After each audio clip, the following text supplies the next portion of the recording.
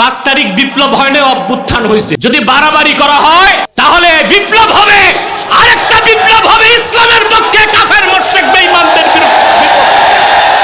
তাহলে হিন্দু, বৌদ্ধ, খ্রিস্টান, মুনাফিক তারা আমাদের সাথে বসবাস করবে, সমস্যা নাই। কিন্তু কাদিয়ানীরা ওই রকম কাফের না, তারা সবচেয়ে নিকৃষ্ট কাফের, জিন্দিক কাফের। তারা মুসলিম পরিচয় দিতে পারবে না। যদি মুসলিম পরিচয় দেয়, শরিয়া আদালতে তাদের একমাত্র শাস্তি দণ্ড। দাবিও মানবা না। মুসলমান রাজপথে নামলে মুসলমানের ট্যাক্সের টাকায় গুলি করবা মুসলমানকে। কাদিয়ানীদের রক্ষায় প্রশাসক নামাবা, পুলিশ নামাবা, মুসলমান বাধ্য হয়ে আইন হাতে তুলে নিবে। সারা বাংলাদেশের কাদিয়ানী আস্তানাগুলো আগুনে জ্বালায় দিতে বাধ্য হবে। কাফের যদি কুফর করে, কুফর যদি গোপন রাখে, সে মুনাফিক। কাফের যদি কুফর করে, কুফর যদি প্রকাশ করে, সে জিন্দিক। ওরা তাদের উপাসনালয়কে মসজিদ বলতেছে, এটা তো আমাদের মুসলমানদের অধিকারে হাত দিচ্ছে। তাহলে সেকুলার বা ধর্মনিরপেক্ষ সরকারের দায়িত্ব শুধু অমুসলিমদের রক্ষা করা। যাদের টাকায় ডক্টর ইউনূসের বেতন, সেই মুসলমানের অধিকার রক্ষা না করলে আরেকবার মুসলমান রাজপথে নামতে বাধ্য হবে বাংলাদেশে। আমাদের সকল দলের একটাই দাবি, অনতি বিলম্বে স্বাধীন বাংলায় শয়তান কাদিয়ানীদেরকে রাষ্ট্রীয়ভাবে অমুসলিম ঘোষণা করতেই হবে, করতেই হবে, করতেই হবে। এই দাবি আদায়ে যদি জান ও মাল দেবার ডাক আসে, কারা কারা প্রস্তুত আছেন হাত তুলে দেখা।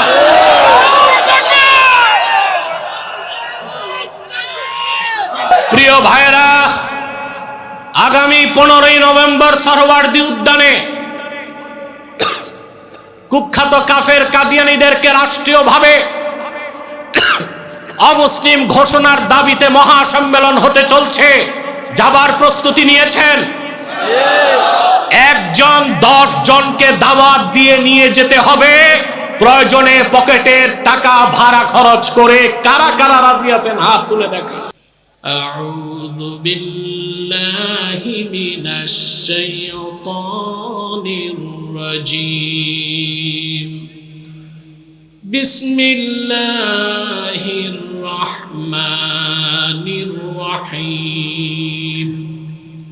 ইয়া আইয়ুহাল্লাযীনা আমানু দুখুলু ফিস-সিলমি কাফাহ ওয়া লা তাত্তাবি'উ খুতুওয়াতিশ শাইতান।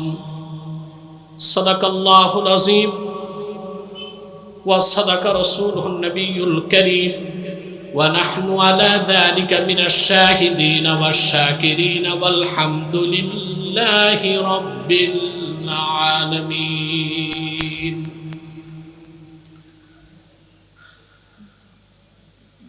গাজীপুর জেলার সম্মিলিত খাতমে নবুয়ত পরিষদের উদ্যোগে আয়োজিত আজকের এই খাতমে নবুয়ত মহাসম্মেলনের সম্মানিত সভাপতি জনাব মুফতি লিহাজউদ্দিন ভুইয়া, বারাকাল্লাহু ফি উমরি, হাজারাত উলামায়ে কেরাম, তুলাবায়ে ইজাম, বিভিন্ন প্রান্ত থেকে আজকের এই মহাসম্মেলনে যারা উপস্থিত হয়েছেন, স্বেচ্ছায় সানন্দে, স্বতঃস্ফূর্তভাবে, মনের আনন্দে, তাদের সকলকে আমার পক্ষ থেকে হৃদয় নিংড়ানো ভালোবাসা, শুভেচ্ছা এবং অভিনন্দন জ্ঞাপন করছি। সবটুকুন শুকরিয়া আল্লাহ তাআলার জন্য, যিনি আজকের এই মাহফিলে আসার ও বসার সুযোগ করে দিয়েছেন। সেজন্য আসুন আমরা সকলে একবার অবনত চিত্তে, হৃদয়ের আবেগ অনুভূতি উজাড় করে সমবেত কণ্ঠে বলি আলহামদুলিল্লাহ। আলহামদুলিল্লাহ। অগণিত অসংখ্য দরুদ ও সালাম আল্লাহর সৃষ্টির প্রধান আকর্ষণ, বিশ্বসভার সভাপতি, সকল নবী রাসূলগণের মাথার তাজ, শামসুল হিদায়াত, বদরুদ্দুজা, সাইয়্যিদুস সাকালাইন, ইমামুল মুরসালিন, খাতামুন নবিয়্যিন ওয়াল মুরসালিন, আফতাবে নবুওয়াত, শাহনশাহে রিসালাত, সরকারে দো জাহান, সুলতানুল মদিনা, নবিয়ুল আম্বিয়া, হুজুরে আকরাম নূরে মুজাসসাম নূরুন আলা নূর সাইয়্যিদিনা হাবিবিনা শাফিঈনা মাওলানা মুহাম্মদ সাল্লাল্লাহু আলাইহি ওয়াসাল্লামের উপর আল্লাহ তাবারাকা ওয়া তাআলা যাকে আজ থেকে প্রায় ১৫০০ বছর আগে প্রেরণ করেছেন সর্বশ্রেষ্ঠ ও সর্বশেষ নবী ও রাসূল হিসেবে, যার পরে আজ পর্যন্ত পৃথিবীতে অবশ্যই কোনো প্রকার নবী কিংবা রাসূল অবশ্যই আসে নাই, অবশ্যই এখনো নাই, অবশ্যই কিয়ামত পর্যন্ত আসবে না। সম্মানিত সুধী, কোনো ভূমিকায় না যে আমি বক্তব্য শুরু করছি, তার কারণ হচ্ছে আপনারা তো সেই দুপুর থেকে এসেছেন। কখন শুরু হয়েছে? ৩টা থেকে। বাদ জোহর থেকে বসে আছেন হাজার হাজার মানুষ। নগর জীবনের ব্যস্ততা, ব্যবসা চাকরি বাদ দিয়ে আপনারা এসেছেন, আলহামদুলিল্লাহ। মাইকম্যান কোথায়? ইকো চলবে না, আওয়াজ আরো খুলবে, পিছনে হরেনে আওয়াজ লাগবে। সম্মানিত সুধী, খাতমে নবুয়তের উপর বক্তব্য অবশ্যই শুনেছেন আপনারা। আমি কিছু কথা বলবো সেই লক্ষ্যে সূরাতুল বাকারা থেকে ২০৮ নম্বর আয়াত তেলাওয়াত করেছি। এই আয়াতকে কেন্দ্র করেই কিছু কথা বলছি। আল্লাহ তাআলা বলেন, ইয়া আইয়ুহাল্লাযীনা আমানু দুখুলু ফিস-সিলমি কাফফা ওয়া লা তাত্তাবি'উ খুতুওয়াতিশ শাইতান ইন্নাহু লাকুম আদুউম মুবিন। আল্লাহ তাআলা বলেন, হে ইমানদারগণ, উদখুলু ফিস-সিলমি কাফফা আই উদখুলু ফিল ইসলামে তাম্মা, তোমরা পরিপূর্ণভাবে ইসলামে প্রবেশ করো। ওয়ালা তাত্তাবিউ খুতুওয়াতিশ শাইতান, শয়তানের পদাঙ্ক সমূহ অনুসরণ করো না। ইন্নাহু লাকুম আদুউম মুবিন, নিশ্চয়ই শয়তান তোমাদের প্রকাশ্য শত্রু। খুব ভালো করে লক্ষ্য করলে দেখবেন আল্লাহ তাআলা বিশ্বাসী ইমানদারদেরকে বলেছেন ইসলামে প্রবেশ করো। কাফের মুশরিককে বলেন নাই যে ইসলামে প্রবেশ করো। কাদেরকে বলেছেন? এতগুলো মানুষ, এত ছোট আওয়াজ। কাফের মুশরিক কি ইসলামে প্রবেশ করতে বলেছেন না ইমানদারদেরকে? তাহলে বোঝা যায় আগে ঈমান তারপরে ইসলাম। ঈমান না এনে ইসলামে ঢুকার, মুসলিম হবার কোনো সুযোগ নাই। তাহলে কে মুসলিম কে অমুসলিম, কে কাফের কে মুমিন, এটা সংজ্ঞা নিতে হবে আল্লাহর কোরআন থেকে। কোত্থেকে? কোরআন শরীফের সংজ্ঞায় যে মুমিন সে মুমিন হবে, যে কাফের সে কাফের হবে, যে মুসলিম সে মুসলিম হবে। তাহলে কারো ঈমান থাকবে না শিরক বা কুফরে লিপ্ত থেকে মুসলমানদের মতো দাড়ি রেখে, টুপি রেখে, জুব্বা লাগায়া মুসলিম দাবি করার কোনো অধিকার নাই। আগে ঈমান তারপরে ইসলাম। কথাটি আল্লাহ তাআলা কোরআন শরীফের অন্যান্য জায়গাতেও বলেছেন। যেমন আল্লাহ তাআলা বলেন, ইয়া আইয়ুহাল্লাযীনা আমানুত্তাকুল্লাহা হাক্কা তুকাতিহি ওয়া লা তামুতুন্না ইল্লা ওয়া আনতুম মুসলিমুন। হে ইমানদারগণ, তোমরা আল্লাহকে যথাযথ ভয় করো আর পরিপূর্ণ মুসলিম না হয়ে মৃত্যুকে আলিঙ্গন করো না। আগে ঈমান তারপরে, জোরে বলতে হবে, আগে ঈমান তারপরে। যার ঈমান নাই সে কাফের। আর কাফের কখনো নামাজ, রোজা, হজ, যাকাতের মাধ্যমে মুসলিম হতে পারে না। কুখ্যাত কাফের যারা জিন্দিক, জিন্দিক বুঝেন? নড়াচড়া করবেন না, আমি খুব সংক্ষেপে কথা বলছি, মনোযোগ দেন। রাজুলুন আকররা বিশ-শাহাদাতাইন ওয়া লাম ইউকিররা বিহিমা। কোন ব্যক্তি যদি কালেমা শাহাদাতের ঘোষণা দেয়, ওয়ালাম ইউসাদ্দিক বিহিমা, কিন্তু অন্তরে বিশ্বাস না করে, সে লোকটা কাফের কিনা? তার নাম হচ্ছে মুনাফিক। তার নাম কি? আম্মাল মুনাফিক ফাহুয়াল্লাযী আবতানাল কুফরা ওয়া আযহারাল ইসলাম। সে লোক মুনাফিক যার ভিতরে কুফর, সে কাফের, কিন্তু প্রকাশ করে যে আমি মুসলিম। সে কি? জোরে বলতে হবে। মুনাফিককে আমরা কাফের বলি না। কেন? কারণ তার দ্বারা কোনো কুফর প্রকাশ পায় না। কুফর প্রকাশ, এই জন্য মুনাফিক হচ্ছে ফাহুয়া কাফিরুন ইনদাল্লাহ মুমিন ইনদান নাস। মুনাফিক আল্লাহর দৃষ্টিতে কাফের, মুসলমানের দৃষ্টিতে মুমিন। এই জন্য মুনাফিকরা আমাদের মসজিদে ঢুকতে পারে, আমাদের কবরস্থানে দাফনও করা যায়, কিন্তু জিন্দিককে আল্লাযী আবতানাল কুফরা ওয়া আযহারাল কুফরা সুম্মা দাআ আন্নাহু মুসলিম। যার ভিতরে কুফর, কাফের, আবার কাফের সে কুফরটা প্রকাশও করে কিন্তু দাবি করে মুসলিম, সে হচ্ছে জিন্দিক। এখন কাদিয়ানীরা কি মুনাফিক না জিন্দিক কাফের? কি কাফের? এই জন্য তারা মুসলমানদের মসজিদে ঢুকতে পারবে না, তাদের উপাসনালয়কে মসজিদ বলতে পারবে না, মুসলমানের কবরে তাদের দাফন করা যাবে না, কোরআন সুন্নাহর কোনো একটি পরিভাষা ব্যবহার করতে পারবে না। তারা শুধু কাফের না, জিন্দিক। জিন্দিক এটা বুঝতে হবে। আর আমার আলেম ভাইদেরকে এটাই ব্যাপক প্রচার করতে হবে। কারণ হিন্দু, বৌদ্ধ, খ্রিস্টান বা মুনাফিক তারা সবাই কাফের। তারা সবাই কি? কাফের। ভালো কথা, তারা তাদের মতো বসবাস করবে, আমরা কিছু বলবো না, আমরা কিছু।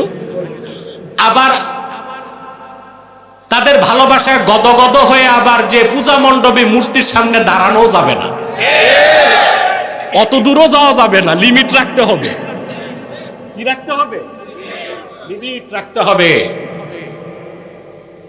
আপনি হিন্দুদেরকে মানবিক সাহায্য করতে পারবেন, অসুস্থ তাকে ওষুধ দেন, ঘর নাই ঘর দেন।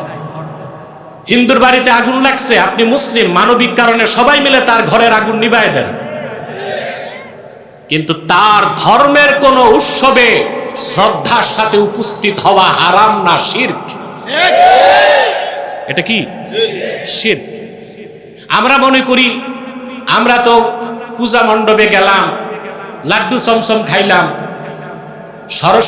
সরস্বতীরে তো আর সেজদা করি নাই।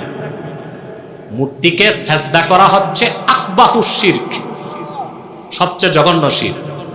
কিন্তু তাজিমের সাথে মূর্তির সামনে দাঁড়ানোটাও শিরক। শিরকুম মিন আনওয়াইশ শিরক, এটাও শিরক। তাহলে হিন্দু, বৌদ্ধ, খ্রিস্টান, মুনাফিক তারা আমাদের সাথে বসবাস করবে, সমস্যা নাই। কিন্তু কাদিয়ানীরা ওই রকম কাফের না, তারা সবচেয়ে নিকৃষ্ট কাফের, জিন্দিক কাফের। তারা মুসলিম পরিচয় দিতে পারবে না। যদি মুসলিম পরিচয় দেয়, শরিয়া আদালতে তাদের একমাত্র শাস্তি দণ্ড।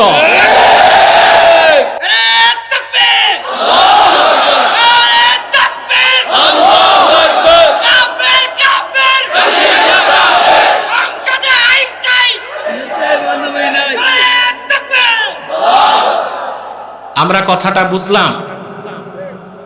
এখানে অবশ্যই গোয়েন্দা সংস্থার লোক আছে, কারণ আমি যেখানে যাই, এখানে তো আসবে, সম্মেলন হচ্ছে, আমি যেখানে যাই ইন্টেলিজেন্ট ব্রাঞ্চের লোকজন থাকে। আমার ভাইদেরকে বলবো আমাদের মেসেজটা সরকারকে পৌঁছান যে কাদিয়ানীদেরকে তারা যদি অমুসলিম ঘোষণা না করে তো শরিয়া আদালতে তাদের শাস্তি দণ্ড। আপনারা যদি ধর্মনিরপেক্ষতায় বিশ্বাস করেন আর চান কাদিয়ানীরাও বাংলাদেশে থাকুক, তাহলে দ্রুত তাদের অমুসলিম ঘোষণা করে দেন, তাহলে দণ্ড থেকে বেঁচে যায়। এখন জিন্দিকের শাস্তি কি? চিল্লায় বলতে হবে জিন্দিকের শাস্তি কি? কারণ সে কাফের, কাফের হিসেবেই থাকতে হবে। কাফের মুসলিম পরিচয় দিলে সে জিন্দিক। কাফের যদি কুফর করে, কুফর যদি গোপন রাখে, সে মুনাফিক। কাফের যদি কুফর করে, কুফর যদি প্রকাশ করে, সে জিন্দিক। অনেকে কাদিয়ানীদেরকে মুনাফিক মনে করে, এটা তাদের একটা বিভ্রান্তি। কাদিয়ানীরা মুনাফিক না, তারা হচ্ছে জিন্দিক কাফের, আর জিন্দিকদের শাস্তি হচ্ছে দণ্ড। তো তোমরা আমাদের দাবি মেনে নাও, দাবিও মানবা না। মুসলমান রাজপথে নামলে মুসলমানের ট্যাক্সের টাকায় গুলি করবা মুসলমানকে। কাদিয়ানীদের রক্ষায় প্রশাসক নামাবা, পুলিশ নামাবা, মুসলমান বাধ্য হয়ে আইন হাতে তুলে নিবে। সারা বাংলাদেশের কাদিয়ানী আস্তানাগুলো আগুনে জ্বালায় দিতে বাধ্য হবে।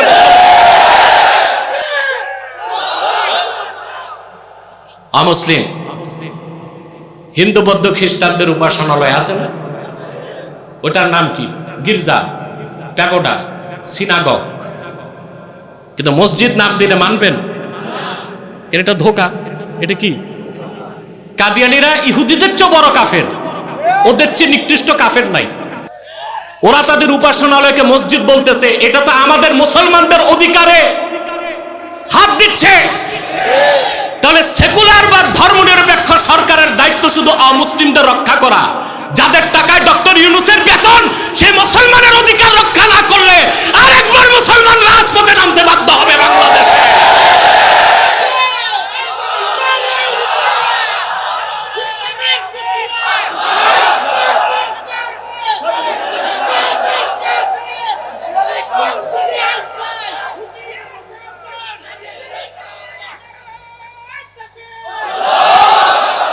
যারা ধর্মনিরপেক্ষতার কথা বলেন, আপনারা ভণ্ডামি কবে ছাড়বেন?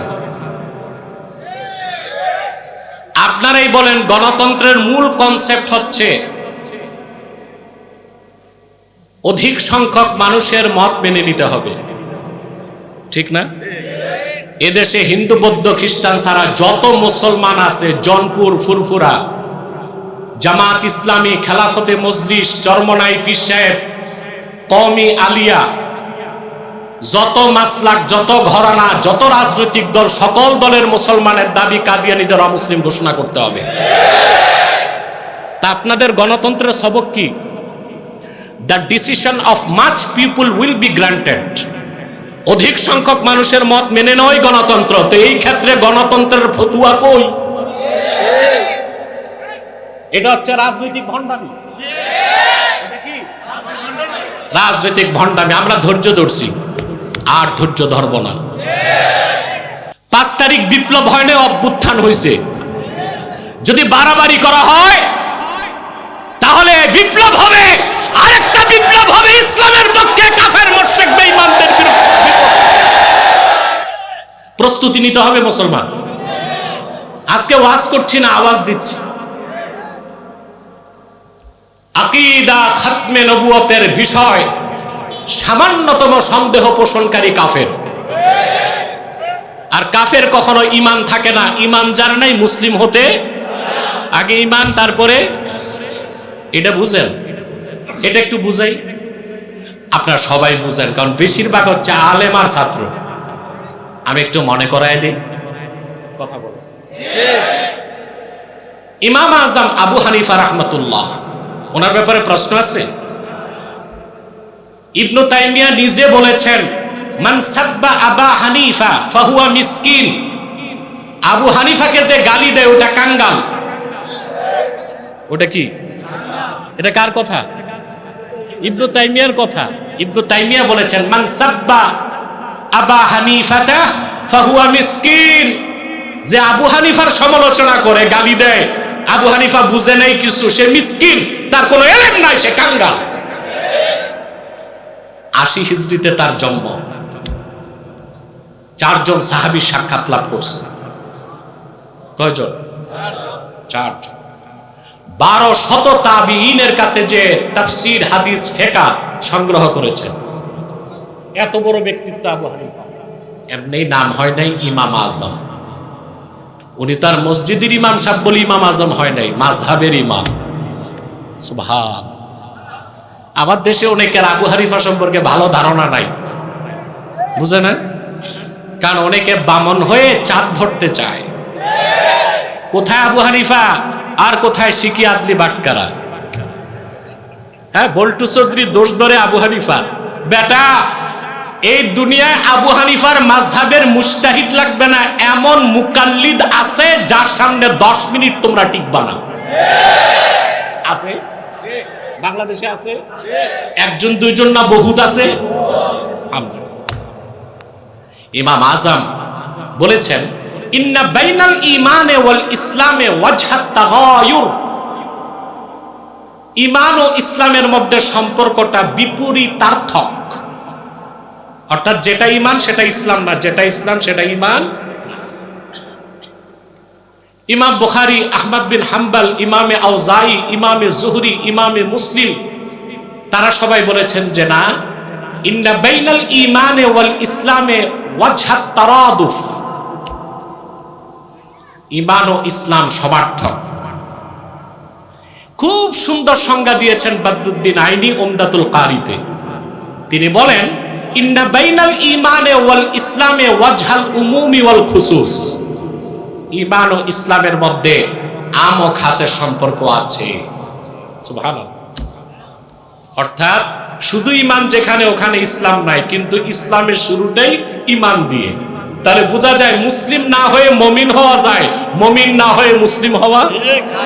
আগে ঈমান, তারপরে কি? যার ঈমানে ত্রুটি, কুফর আছে, কাফের, সে কোনোদিন মুসলিম হতে পারে না। অতএব কে মুসলিম কে অমুসলিম, এটাকে মানব রচিত সংবিধান নির্ধারণ করবে না আল্লাহর সংবিধান? মানব রচিত সংবিধান। এটা তো রাগ করেন না, যারা গণতন্ত্রর ভক্ত বেশি, যারা গণতন্ত্র পূজারী, তাদের দৃষ্টিতে গণতন্ত্র একটা ধর্ম, সংবিধান একটা ধর্মগ্রন্থ, রাষ্ট্র একটা উপাস্য। এই জন্য তারা মনে করে সবকিছুর ঊর্ধ্বে রাষ্ট্র। আমরা বলি না, সবকিছুর উপরই ঈমান ও ইসলাম। এখানে আমাদের আদর্শিক দ্বন্দ্ব। তাদের স্লোগানটা দেখেন না, তারা বলে ব্যক্তির চেয়ে দল বড়, দল থেকে দেশ বড়। আমরা বলি ব্যক্তির চেয়ে দল বড়, দল থেকে দেশ বড়, দেশ থেকে আমার জান বড়, জান থেকে আমার ঈমান বড়। ঈমানের প্রশ্নে কোনো ছাড় নাই, মানবো না। তে সংবিধানটা একরকম মূর্তি পূজা। এটা কি, কেন বুঝাই দিই, একটু বুঝাই, বুঝাবো? হ্যাঁ, হযরত ওমর রাদিয়াল্লাহু তাআলা আনহু, তিনি একদিন হাসতেছেন। তো লোকজন বললেন, হুজুর আপনি বিনা কারণে হাসতেছেন কেন? বলে, জাহিলি যুগে এমন কিছু কাজ করতাম যা মনে পড়লে হাসি আসে। বলে, কি করতেন? বলে, কুন্না নাসনাউ সানামাম বিল আজওয়া। আমরা খেজুর দিয়ে মূর্তি বানাইতাম। কি দিয়ে? হিন্দুরা কি দিয়ে বানায়? আর জাহিলি যুগে আরবের মানুষ তো এমনি জ্ঞানী ছিল, তো মূর্তিটা বানাইতো কি দিয়া? খেজুর দিয়ে। বলে, খেজুর দিয়ে মূর্তি বানাইতাম, ইলাহ হিসেবে সম্মান করতাম, চুমা দিতাম, শ্রদ্ধা করতাম, ক্ষুধা লাগলে না কুল খেয়ে ফেলতাম। লস হইছে? আসেন এবার, আগে ঈমান তারপরে ইসলাম। আগে মুমিন হবেন তারপরে মুসলিম হবেন, ঠিক কিনা? এখন প্রশ্ন হচ্ছে, ঈমান কাকে বলে? প্রশ্ন আসে না? ঈমান অর্থ বিশ্বাস। এখন কি কি বিশ্বাস করব, সারা রাত পার হবে, শেষ করা যাবে? এই ক্ষেত্রে ইমাম আজম সংজ্ঞা দিয়েছেন, আল ঈমানু হুয়া মুজাররাদু তাসদীকি রাসূলিল্লাহ। শুধুমাত্র আল্লাহর হাবিব নবীজি মুহাম্মদ সাল্লাল্লাহু আলাইহি ওয়াসাল্লামের রিসালাতকে বিশ্বাস করার নাম হলো ঈমান। সুবহানাল্লাহ বলবেন? তো তাওহীদ কই? উলুহিয়াত কই? রুবুবিয়াত কই? আখিরাতের বিশ্বাস কই? প্রশ্ন আসে না? এই বিশ্বাসগুলো ছাড়া মুসলমান হব কেন? এটার ব্যাখ্যা হচ্ছে, বিমা জাআ বিহি মুহাম্মাদুন সাল্লাল্লাহু আলাইহি ওয়াসাল্লামা উলিমা যারুরাতান। আল্লাহর আখিরি নবী, নূর নবীজি আমার মুহাম্মদ মুস্তাফা সাল্লাল্লাহু আলাইহি ওয়াসাল্লাম আল্লাহর পক্ষ থেকে ১৫০০ বছর আগে যা কিছু এনেছেন, জোরে বলতে হবে, যা কিছু বলেছেন, হাদিস, যা কিছু নীতি নির্ধারণ করেছেন সুন্নাহ, সে সবটুকুনকে বিনা প্রশ্নে বিশ্বাস করার নাম হলো ঈমান। আরে ভাই, কোরআন না, একটা সহিহ হাদিসকে যে অস্বীকার করবে সেও মুসলমান হইতে পারবে না। বাংলাদেশে আরেকটা গ্রুপ দাঁড়াইছে ইহুদিদের আহলে কোরআন, কি না? তারা শুধু কোরআন মানে, হাদিস মানে না। যারা একটা হাদিসও মানবে না, শুধু কোরআন মানে, বলবে এরা আহলে কোরআন না আহলে শয়তান? মুসলমান না কাফের? চিল্লায় বলতে হবে মুসলমান না কাফের। কেন? সমস্ত উলামায়ে আহলুস সুন্নাহ ওয়াল জামাআহ একমত, মান আনকারা হাদিসান সহিহান মিন আহাদিসি রাসূলিল্লাহ সাল্লাল্লাহু আলাইহি ওয়াসাল্লাম قد ثبت صحته عند المحدثين بالاتفاق فهو كافر। রাসূলুল্লাহ সাল্লাল্লাহু আলাইহি ওয়াসাল্লামের একটা সহিহ হাদিস সকল মুহাদ্দিস যেটাকে সহিহ বলছেন, অর্থাৎ কেউ সহিহ, কেউ গরীব, কেউ হাসান, এই রকম না, সবাই কি বলছেন? ওই রকম একটা সহিহ হাদিসকে যে অস্বীকার করবে সে কাফের। তা আহলে কোরআন দাবিদার আহলে শয়তান, এরা মুসলমান না কাফের? তো ঈমান কি শুধু কোরআন বিশ্বাস ঈমান, না হাদিসও বিশ্বাস করতে হবে? আল্লাহর হাবিবের রিসালাতের বিশ্বাসটাই ঈমান। কোরআন বিশ্বাস করতে হবে, সব সহিহ হাদিস বিশ্বাস করতে হবে, মুতাওয়াতির হাদিসগুলো বিশ্বাস করতে হবে, সুন্নাহকে বিশ্বাস করতে হবে। যারা আকীদা খাতমে নবুয়তকে বিশ্বাস করে না, তারা তো কোরআন শরীফের একটা আয়াত না প্রায় 1000 আয়াতকে অস্বীকার করে। তারা কি মুসলমান হতে পারে? চিল্লায় বলতে হবে মুসলমান হতে পারে না তারা কাফের? জোরে বলেন তারা কি? এবার আসেন, খাতমে নবুয়তের আন্দোলনে থাকবেন আপনারা? দরকার কি? প্রশ্ন আসে না? কথা বলেন। আমি একটা কথা বলছি, এটা আমার ন্যারেটিভ। এটা কি? আমার ন্যারেটিভ, কিন্তু এরপর আমি ব্যাখ্যা দিচ্ছি। খাতমে নবুয়তের আন্দোলন সবচেয়ে বড় আন্দোলন, খাতমে নবুয়তের জিহাদ সবচেয়ে বড় জিহাদ, এটা বিশ্বাস করে আল্লাহর হাবিব নবীজি আমার মুহাম্মদ সাল্লাল্লাহু আলাইহি সাল্লামের জমানায় ১৫০০ বছর আগে ২৭টা গাজাওয়া হয়েছে। কয়টা যুদ্ধ হয়েছে? প্রায় ৬০টা, সারিয়া সহ, জুয়ুশ এবং বুউশ সহ ৮০টার মতো যুদ্ধ। কয় বছরে? 10 বছরে। 10 বছরে রাসূলুল্লাহ সাল্লাল্লাহু আলাইহি ওয়াসাল্লামের জমানায় 10 বছরে এতগুলো যুদ্ধে মোট মানুষ নিহত হয়েছিল মাত্র 1018 জন। কতজন? আর আবু বকর সিদ্দিক রাদিয়াল্লাহু তাআলা আনহুর জমানায় কুখ্যাত মুসাইলামাতুল কাজ্জাব, সে যখন নবুয়ত দাবি করলো, সিদ্দিকে আকবর রাদিয়াল্লাহু তাআলা আনহু খালেদ সাইফুল্লাহর নেতৃত্বে 30,000 মুসলমানকে পাঠালেন। কত? সেই একদিনের যুদ্ধে 2400 সাহাবী শাহাদাত বরণ করছে, 700 ছিল কোরআনের হাফেজ। আমি বুঝাতে পারি না? মিথ্যা নবুয়তের দাবিদার মুসাইলামার বিরুদ্ধে একদিনের যুদ্ধে 2400 সাহাবী শাহাদাত বরণ করছে, 700 ছিল কোরআনের হাফেজ। আর এর আগে কাফেরদের বিরুদ্ধে আল্লাহর হাবিবের জমানায় 10 বছরে মোট মানুষ মারা গেছে ইসলামের পক্ষে আর বিপক্ষে মাত্র 1018 জন। তাহলে কি এ কথা বলা যায় খাতমে নবুয়তের আন্দোলন সবচেয়ে বড় আন্দোলন? খাতমে নবুয়তের জিহাদ সবচেয়ে বড় জিহাদ? তে এই খাতমে নবুয়তের আন্দোলনে জিহাদে জানমাল নিয়ে থাকতে হবে কিনা বলেন? প্রিয় ভাইরা, সাহাবায়ে কেরাম রক্ত দিয়েছেন, মুসাইলামাকে জাহান্নামে পাঠাইছেন। এরপরে পৃথিবীতে যুগে যুগে যত মিথ্যা নবুয়তের দাবিদার, যত, আমার দিকে তাকান, বসেন,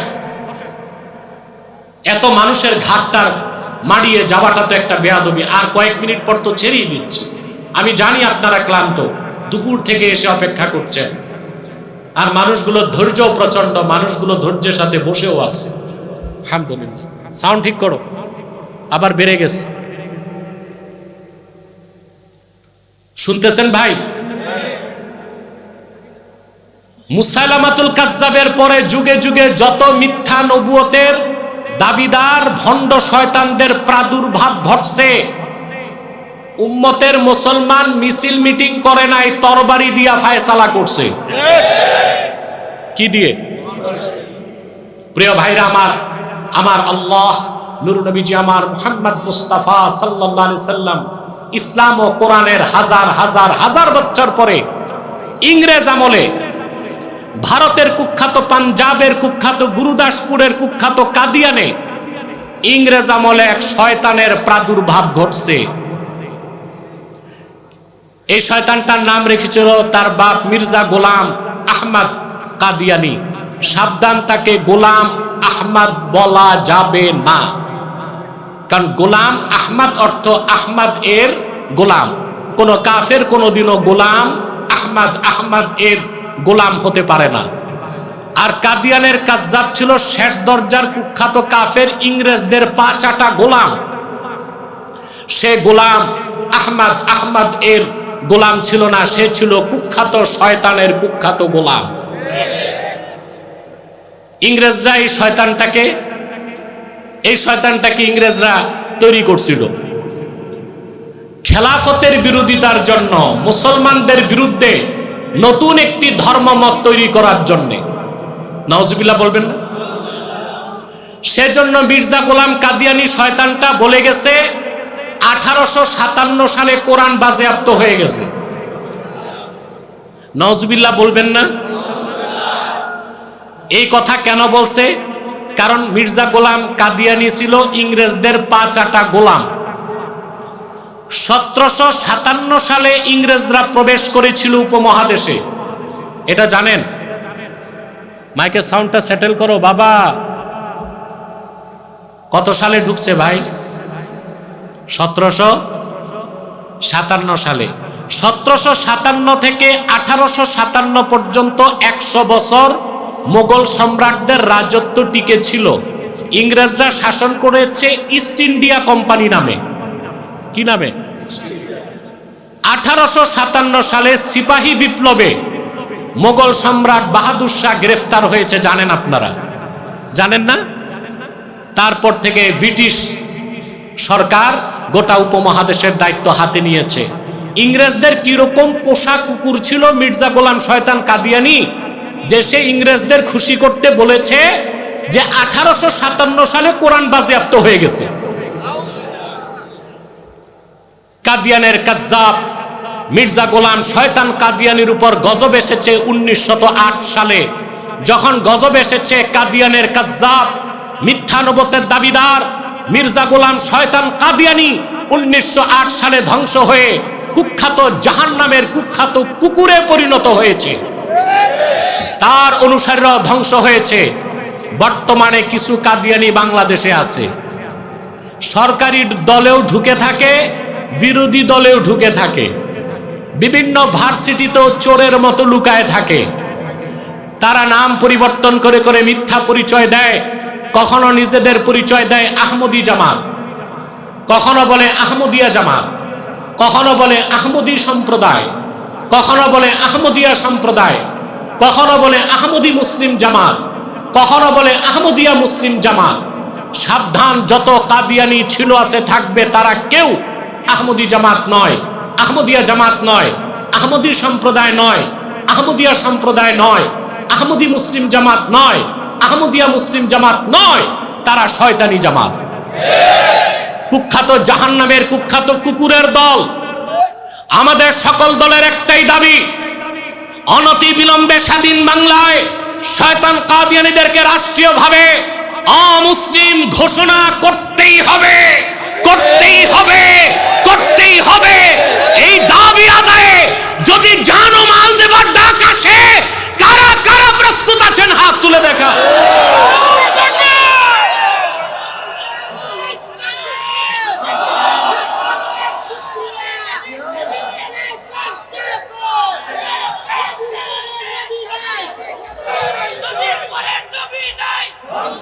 প্রিয় ভাইরা, আগামী 15ই নভেম্বর সরওয়ার্দী উদ্যানে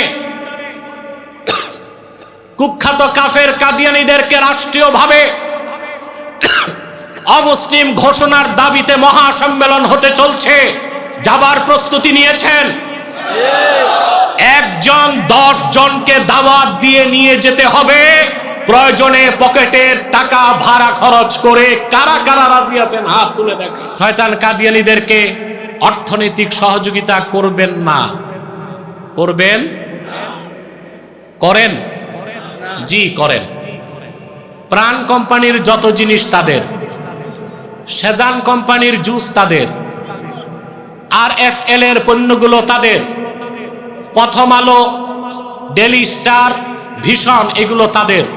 এগুলো ধরবেন না, কিনবেন না, বেচবেন না। নৈতিক দায়িত্ব হিসেবে মনে থাকবে। বলবেন যে সব অমুসলিমের পণ্য বাদ দিলে চলবো কেমনে?